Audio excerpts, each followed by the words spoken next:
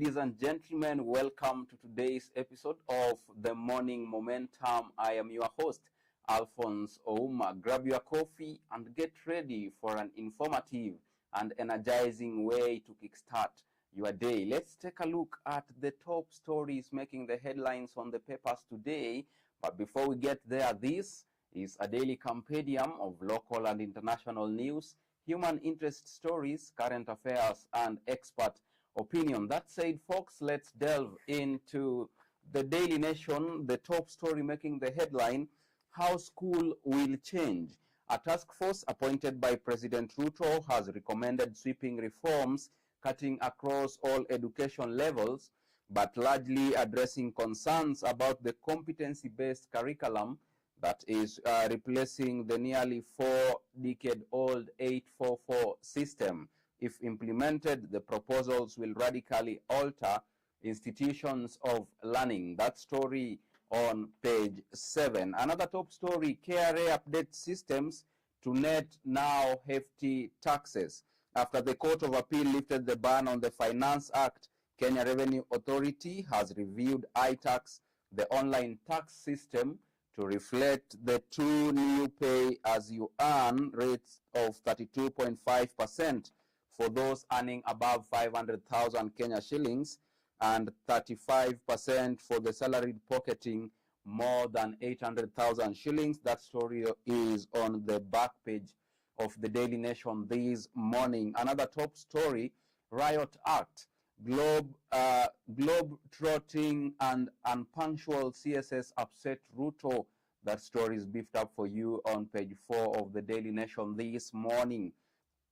Another top story making the headline, father to bury two sons killed by police in Kisumu. That story is beefed up for you on page 3 of the Standard this morning. Also, the drug taking women by storm. Younib has become the go-to solution for many Kenyan women seeking answers to reproductive health issues, but red flags are being raised about it. We'll take a look at that story on page 2. Let's take a look at the stories inside the Daily Nation. We start with page 2. Younib, the vaginal health scam taking women by storm. Medical experts say the so-called remedy has no scientific backing. It is the go-to solution for many Kenyan women on reproductive health issues. You can get to read that insightful story on page 2 of the Daily Nation this morning. On page 3, Maandamano aftermath. I lost my two sons to police brutality. Family has lodged complaints with the police and Independent Policing Oversight Authority. Father says his two sons were dragged out of their house in Nyalenda, Kisumu, and badly beaten by the police. That story on page 3. On page 4, President reads Riot Act to CSS top state officials.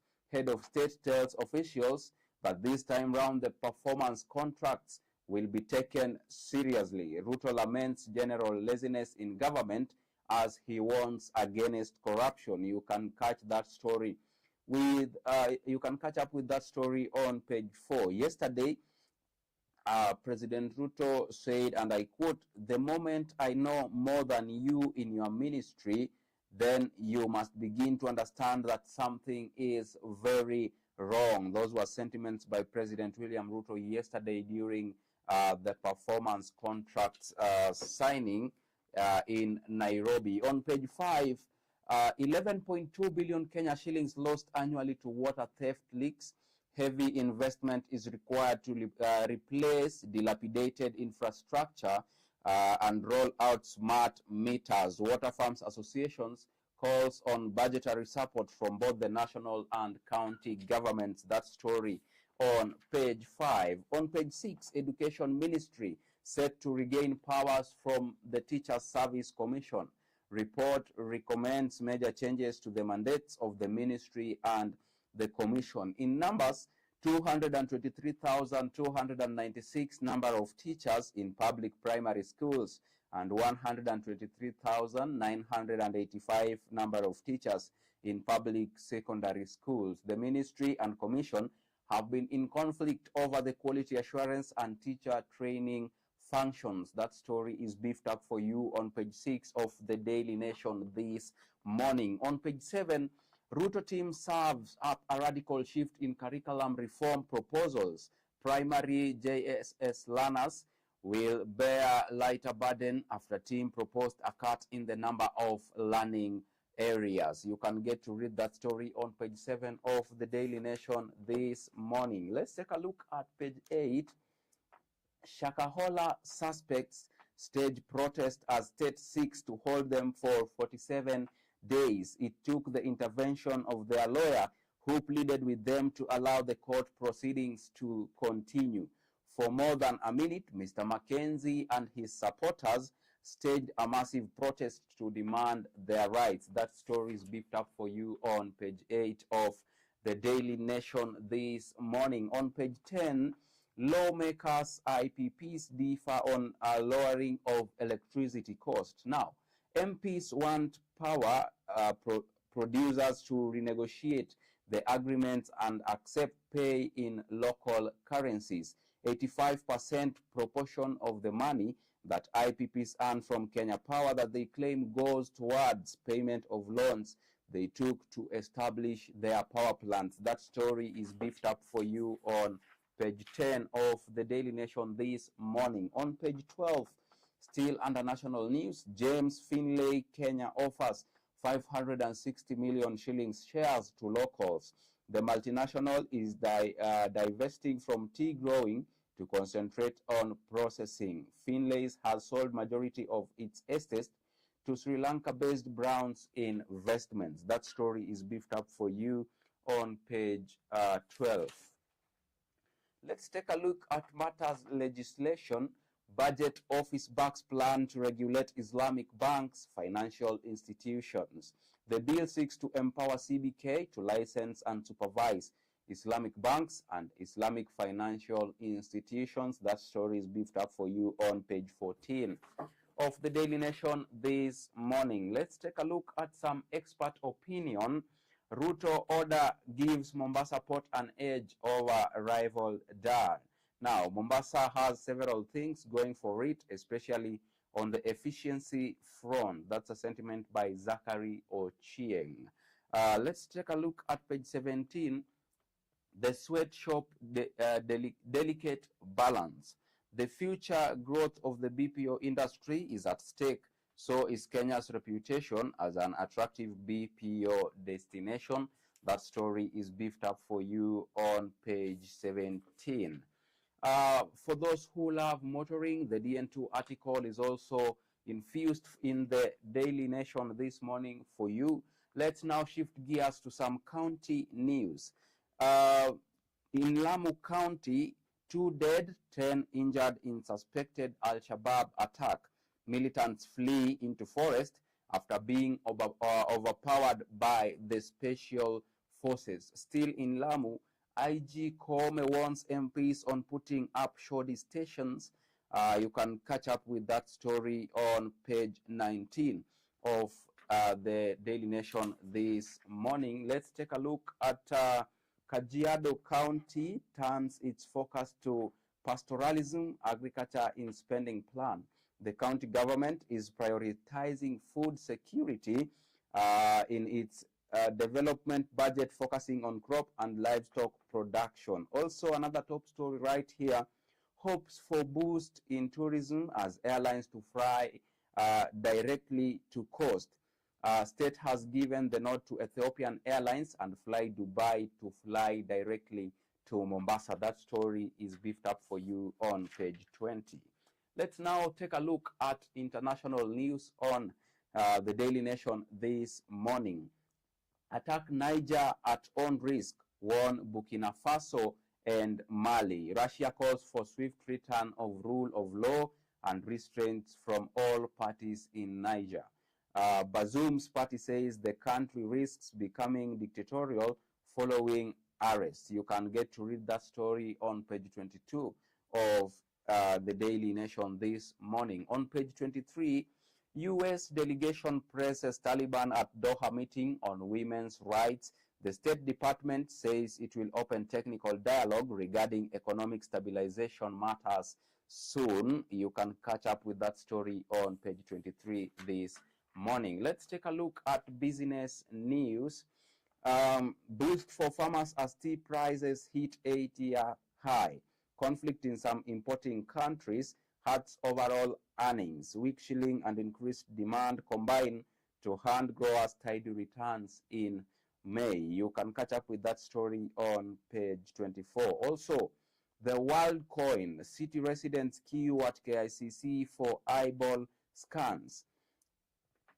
Now, city residents line up at the KICC Nairobi yesterday to have their eyeballs scanned in return for Wildcoin cryptocurrency tokens at over 7,000 shillings. The demand for these tokens was so high that many people started queuing as early as 7 a.m., resulting in queues stretching from City Hall all the way to Parliament Road.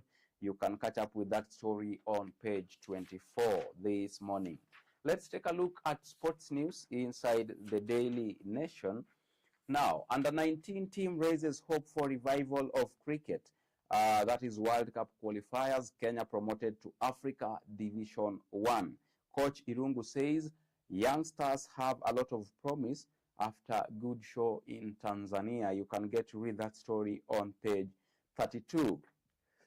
Let's take a look at secondary schools national games. Trans Nzoia dominates Rift Valley squad for nationals. Anderson High from Kwanza sub-county to fly region's flag in boys volleyball and girls netball in Kakamega. You can catch up with that story on page 37. Let's take a look now at other stories. Athletics. Head of World Athletics praises Kenya's efforts in dealing with the doping menace among runners. Continental Tour Series has produced new stars on the track. That story is beefed up for you on page 34. Let's take a look at page 35. Coaches scratch their heads over lost steeplechase glory. Team Kenya burning the midnight oil to counter rising opposition in the race. You can catch up with that story on page 35. On the cover page of the Daily Nation this morning, KRA updates iTax system as it implements Finance Act.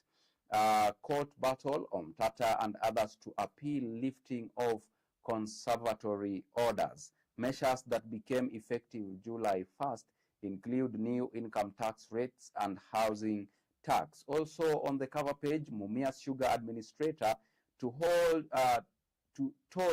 to compile debt register. The newly appointed Mumias Sugar Company Administrator has been ordered to compile the troubled millers' debts as at the end of July and file a report in court. That story is beefed up for you on the cover page. Let's take a short break and come back with the Standard newspaper.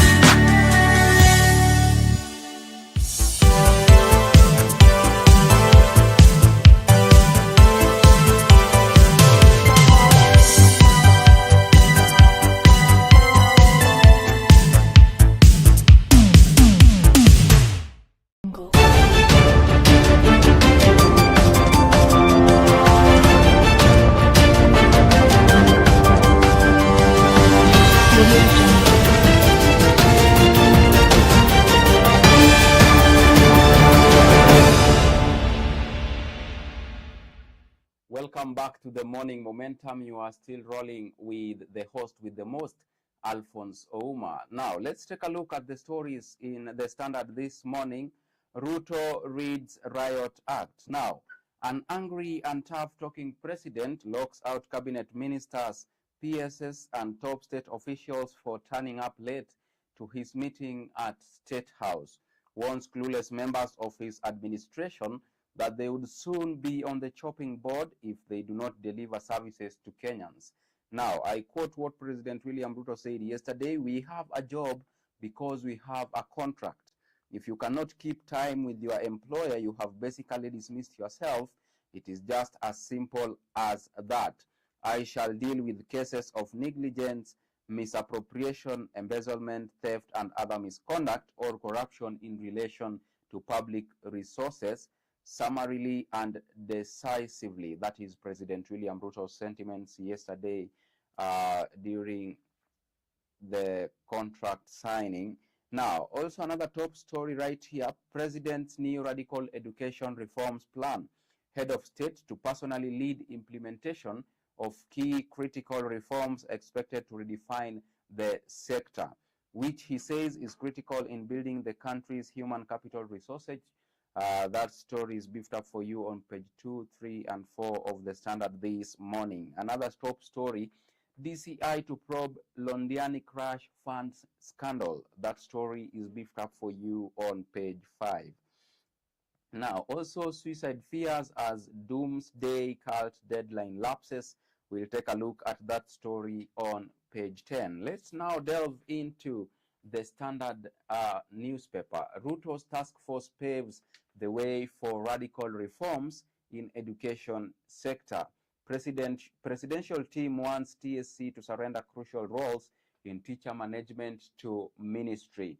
Staff at universities and colleges risk the sack as institutions merge and some courses scrapped. That story is beefed up for you on page 2 and page 3 of the Standard this morning. On page 4, I will implement education report, says President William Ruto. The head of state received report from the Presidential Working Party on educational reforms. Ruto is optimistic the report will fill existing funding gaps in institutions of higher learning. That story is beefed up for you on page 4. On page 5, DCI probes fraud claims in use of Londiani crash victims' money.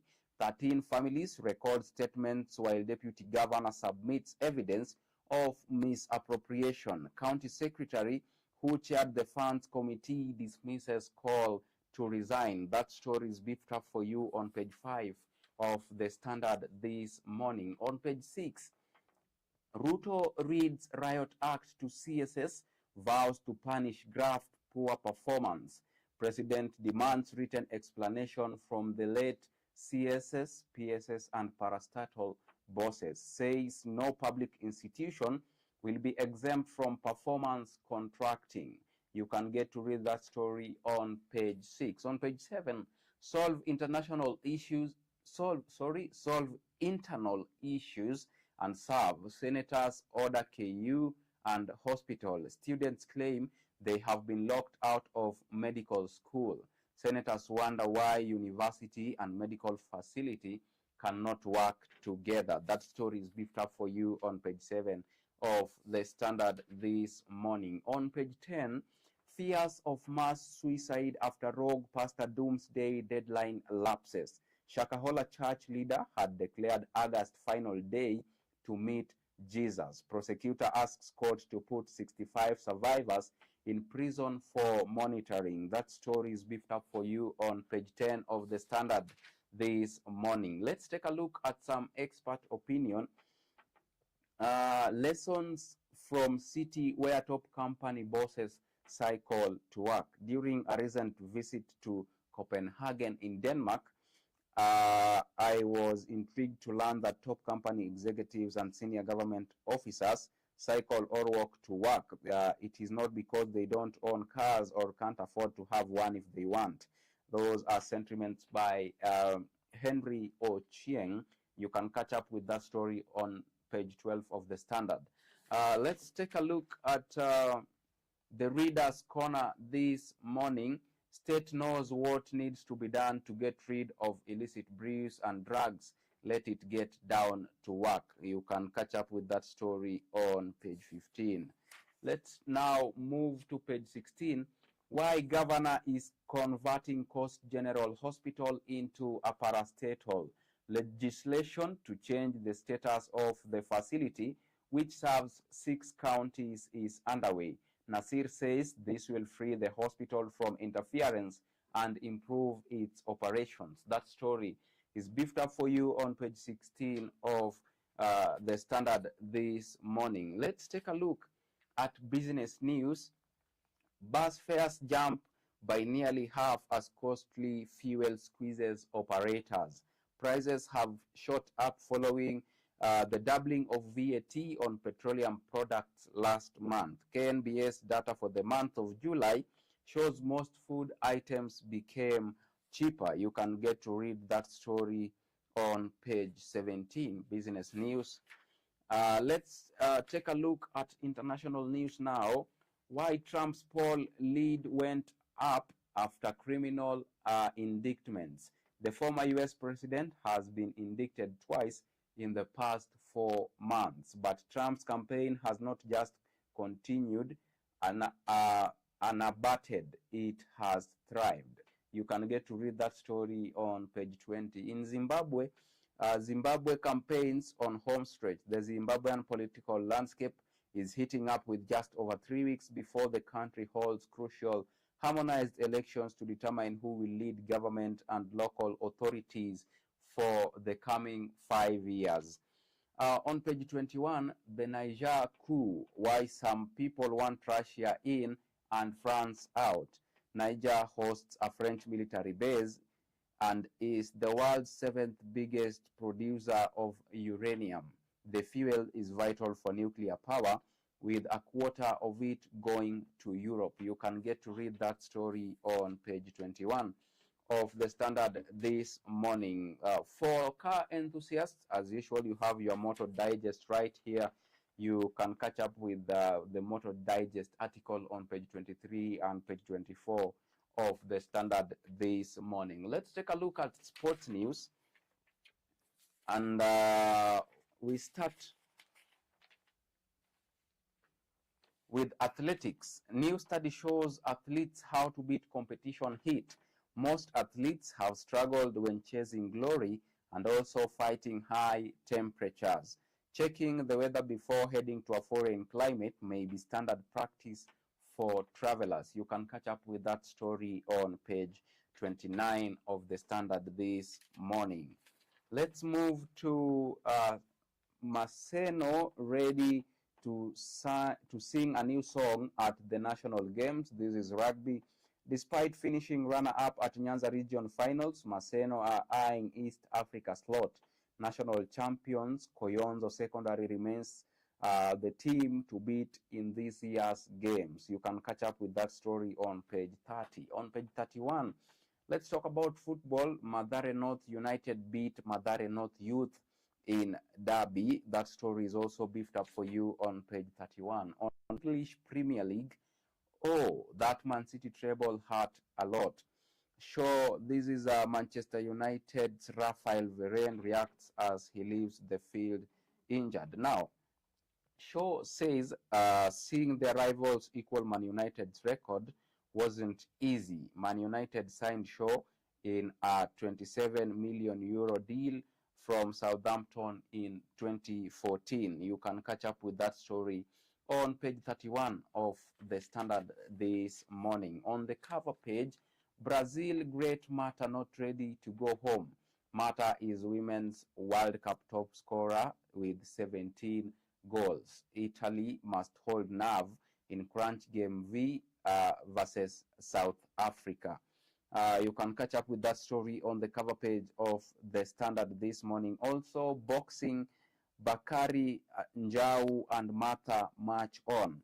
Africa Zone 3, bantamweight gold medalist Hassan Shafi Bakari and featherweight sensational Samuel Njau advanced to the next round of Africa Boxing Championships in Yaoundé, Cameroon yesterday. You can catch up with that story on page 32. With that story of Mata, we come to the end of today's morning momentum.